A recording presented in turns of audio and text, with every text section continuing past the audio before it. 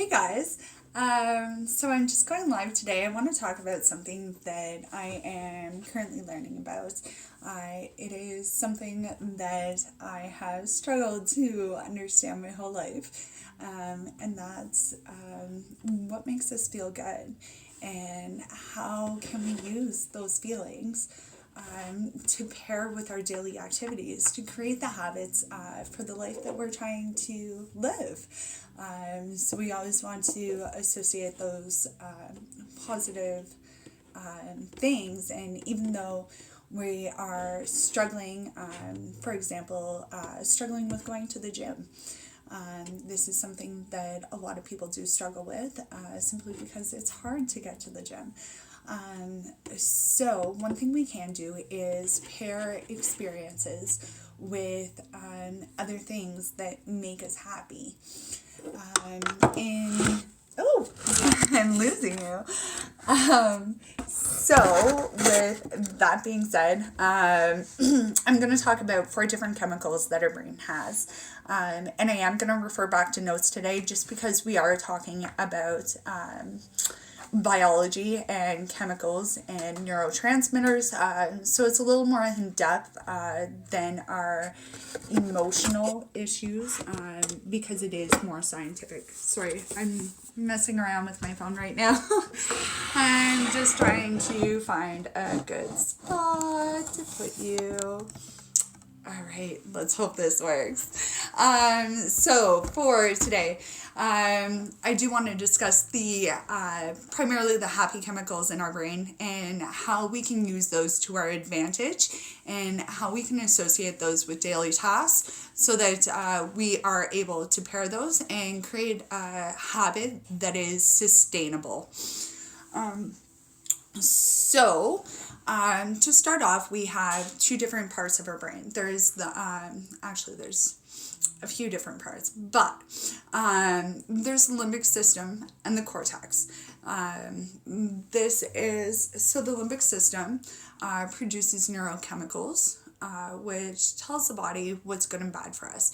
So basically, whenever we do things that are good and healthy for our survival, our limbic system is going to get a little light in here. So whenever we do things that are as good for our survival, our limbic system is going to excrete chemicals that associate that action with happy emotions. So the feel-good chemicals that our body does send out, so we do have endorphins, oxytocin, serotonin, and dopamine. So then whenever we are in danger or we have bad feelings, cortisol is released. And I will get more into cortisol on a later video.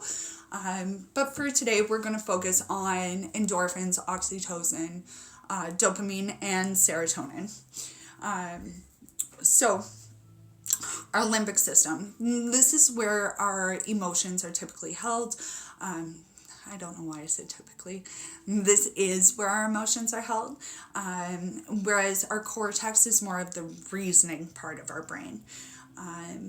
As humans, we do have the ability to have rational thoughts. We're logical. That is where our cortex comes in.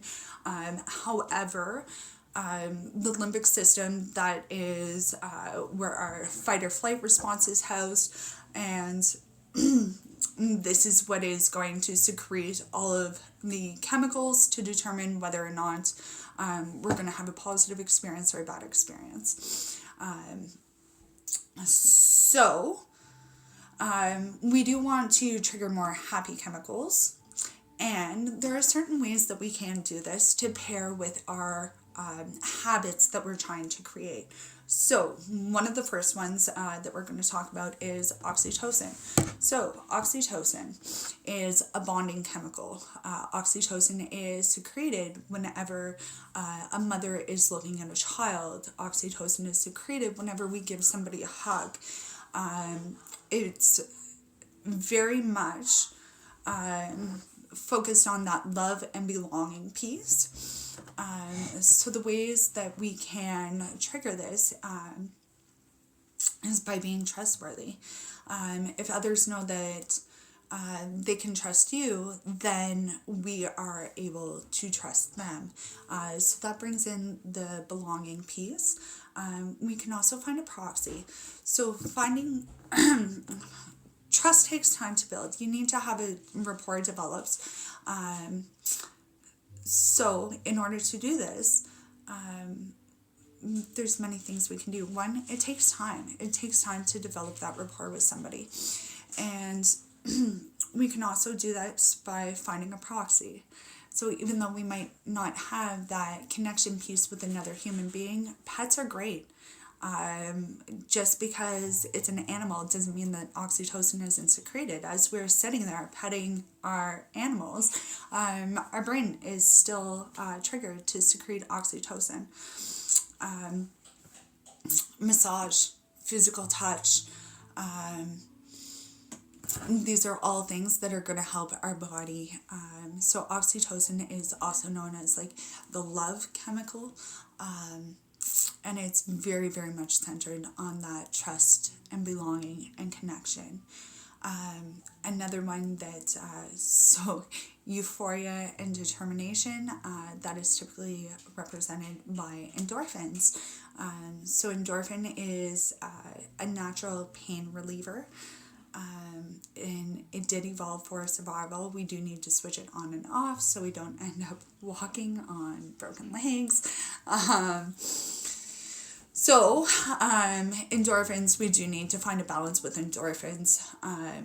So ways that we can trigger endorphins, working out. Working out is a really great one. Going for a run, laughing, crying, stretching, yoga. These are all ways that we can trigger endorphins. So for laughing, a true belly laugh will shake up your insides in a good way. Genuine laughing is actually thought to release fear, which is absolutely amazing. Crying, holding back tears can build up tension, whereas if you just let it go and you get all that emotion out, it's a physical relief from tension that is built up in our body. And then stretching or yoga is a great way to boost circulation. Pilates is another way. So the idea is to stretch the muscles that you never knew you had.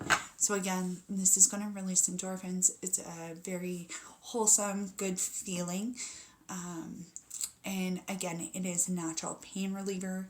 This works for both emotional pain as well as physical pain. Motivation is determined by dopamine. So dopamine helps us release the energy we need to get to the rewards that we want.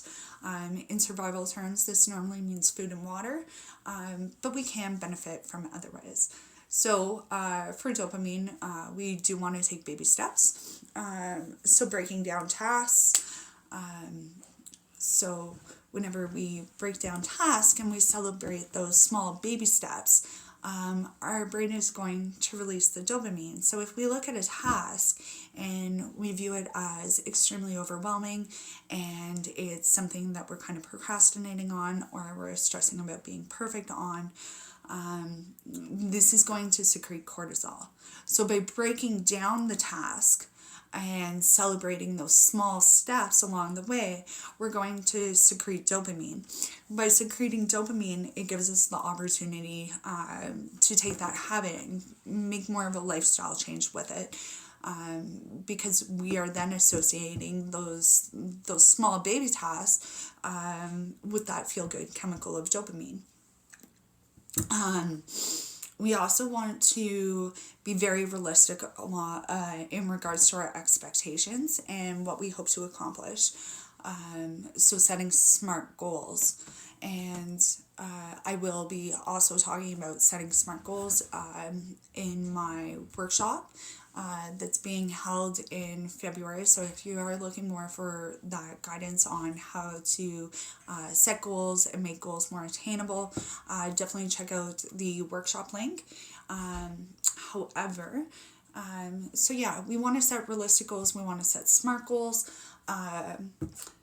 So it's by setting those SMART goals, we're raising the bar slowly. We're not putting something that is going to be too overwhelming in front of us, because once we do get overwhelmed, it becomes very, very hard to push through the task. So by setting small attainable goals step by step, we're slowly achieving.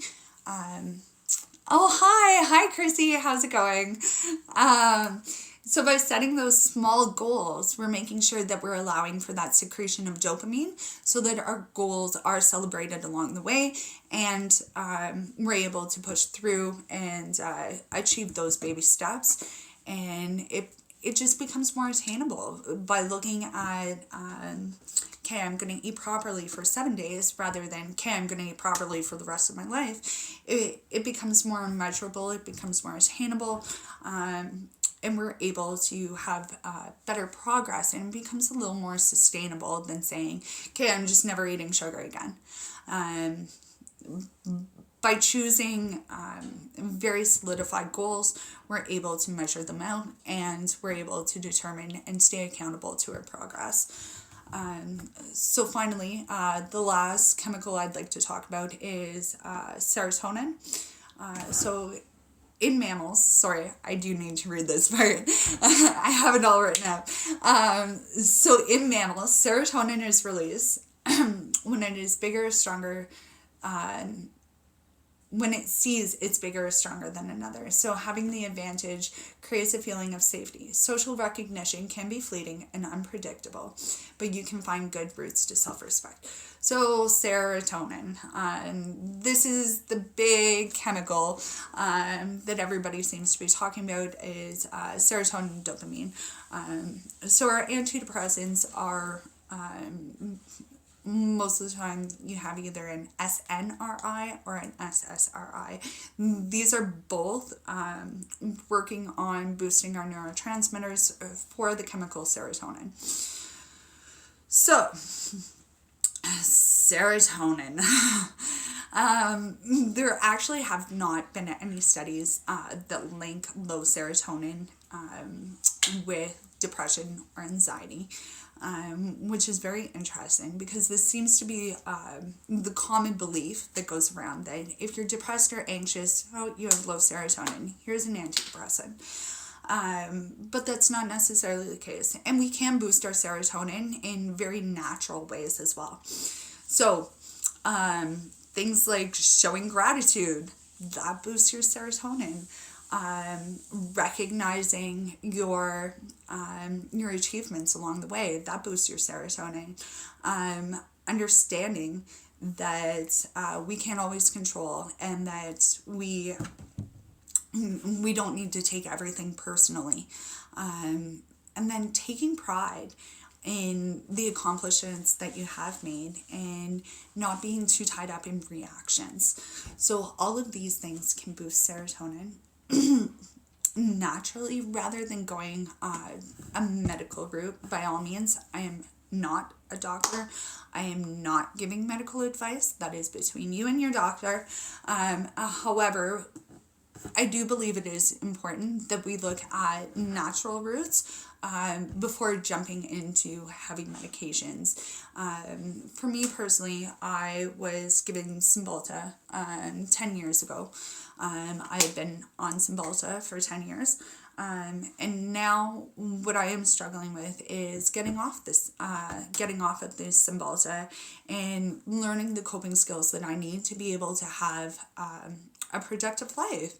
So what I'm really, really trying to do is build such a healthy, holistic life that I don't need medical intervention.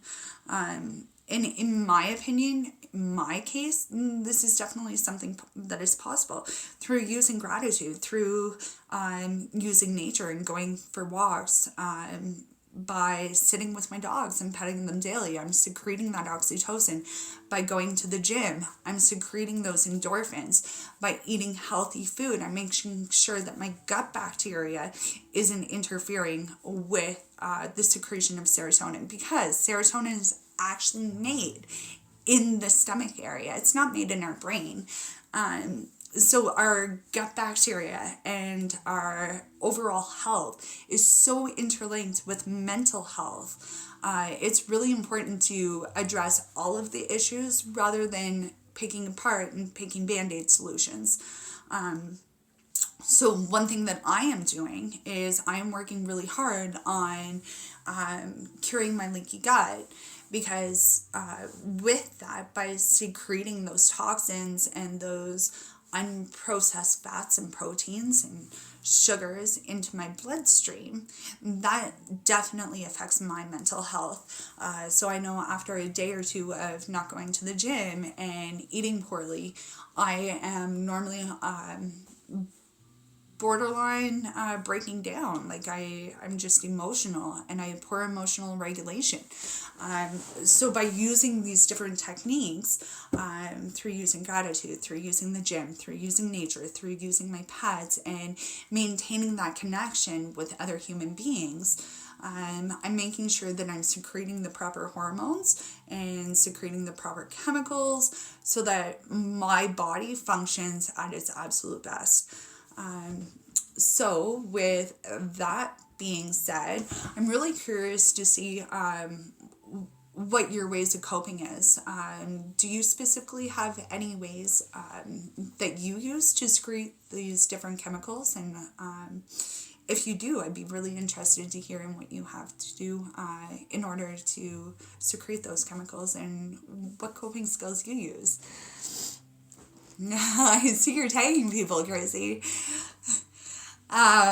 So Chrissy, just out of curiosity, I would like you to give me one coping skill that you use. What kind of things do you use in order to connect with other people, or what kind of feel-good things do you do?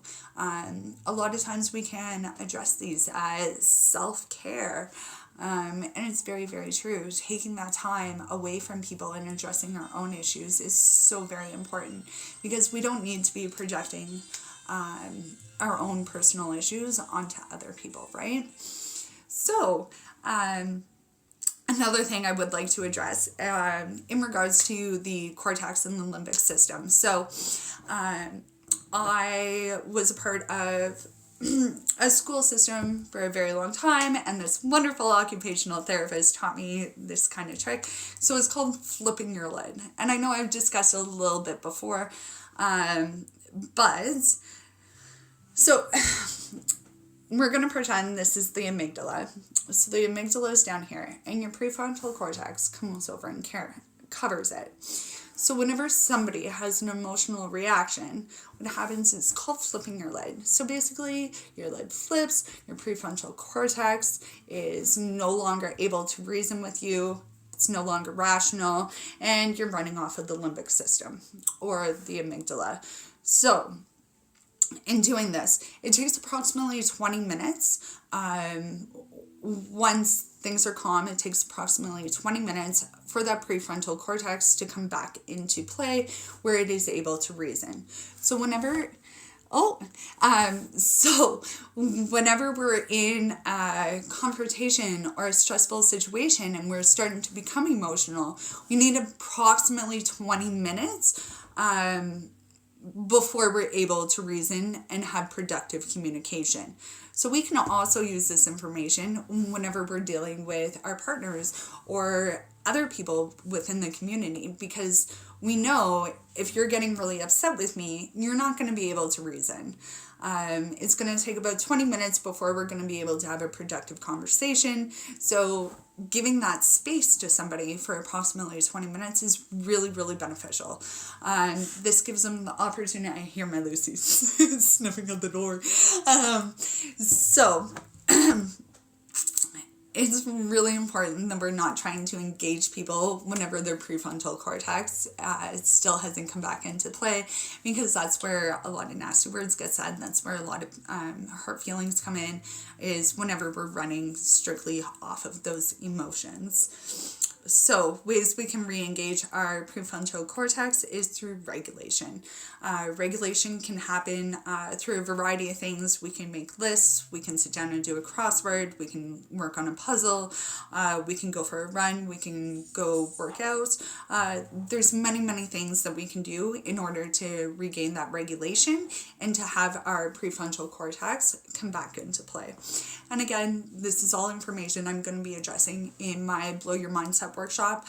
We're going to be working a lot on addressing those emotions, addressing those mindset barriers, and learning how to sit with emotions. So a lot of times what happens is people become emotional and then they're not able to reason. So whenever that happens, it's not productive for anybody in this situation.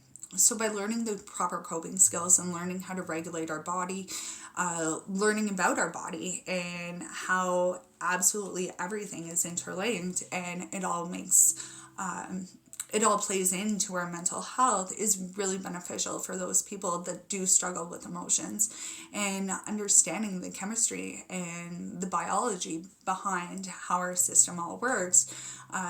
And then that way, whenever we do put ourselves in a situation that might be stressful, we're understanding what's happening within our body so that we're better able to recognize what emotions are coming up. Because I know for me personally, whenever I have a tight chest and I'm feeling like I'm not able to breathe, well, I know right offhand that's anxiety. Why I'm having that anxiety, I don't know. I do have to delve deeper into it, but at least I know what the core emotion is, and then I'm able to delve deeper into that emotion to determine what this specific trigger is, and then I can figure out how to go about finding a solution for that trigger, or I'm able to, once I identify the emotion, then I'm able to, typically speaking, my prefrontal cortex comes back into play once I'm able to verbally say what the emotion is, and then I can go about finding a solution for that specific emotion. So yeah, dopamine, oxytocin, serotonin, and endorphins are very important in order to develop positive habits. We definitely want to bring those into play as much as we possibly can. And like I said, just celebrating those small victories, making smart goals, and just in case anybody does not know what SMART goals are, I will let you know what that stands for. I do have to look it up because I can't for the life of me remember offhand. So SMART goals are specific. So rather than saying I'm going to do more physical activity, well, that could be anything. So delving right in and determining, okay, I'm going to go to the gym 3 times a week. So it's specific, it's measurable. I know how many times I'm going to go. It is attainable.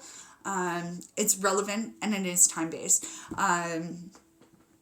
So by making sure that you're setting SMART goals, that allows us to celebrate those small successes along the way and secrete more of those feel-good chemicals. So I hope you guys learned something, and yeah, if you haven't checked out the workshop that I posted, please do. And sorry, I'm just going to read Chrissy's comment.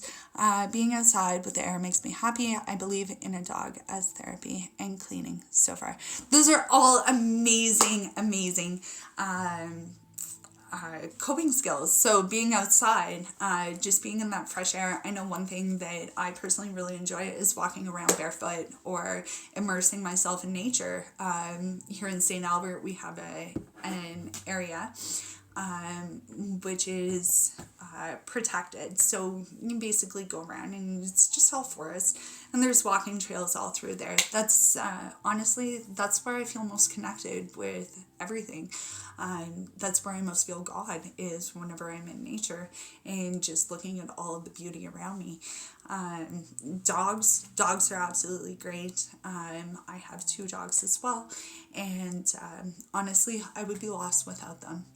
And they're definitely important in secreting that chemical oxytocin and cleaning Cleaning's physical activity, don't you know? Cleaning is great. I know. I really struggle with anxiety when things aren't clean. So making sure that my area is sanitary is really important to me. And by sanitary, I just mean that there's nothing kind of lying around all over the place. It makes a really difference in regards to my mental health. And I do notice that my mental health does start to decline whenever things do start getting cluttered. Other than the ticks in nature, but so grounding. Yes, definitely stay away from those ticks. And I know it's kind of chilly right now to get out in nature, but as much as you possibly can. Yes, very much though. If there's no clutter, that's great. And if there is clutter, it stresses me out so much. So making sure that we have that sanitary environment is really important as well. So yeah, Chrissy, you're the only one with me right now. Do you have any questions?